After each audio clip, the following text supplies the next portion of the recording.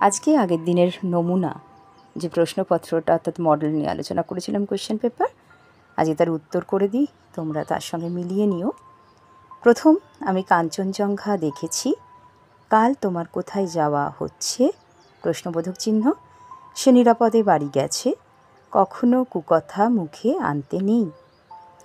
ফটিক মা সম্বোধন করে বললে যে তার ছুটি হয়েছে, সে বাড়ি যাচ্ছে। যদু বলেছিল যে সে ইংল্যান্ডে যাবেই। মধু বলেছিল যে সে ইংল্যান্ডে যাবে, অর্থাৎ যদু হোক বা মধু হোক, এই বাক্যটা এরমভাবেই সাজাতে হবে। বাবা আমাকে ওদিকে অর্থাৎ তাঁর দিকে আসতে বললেন।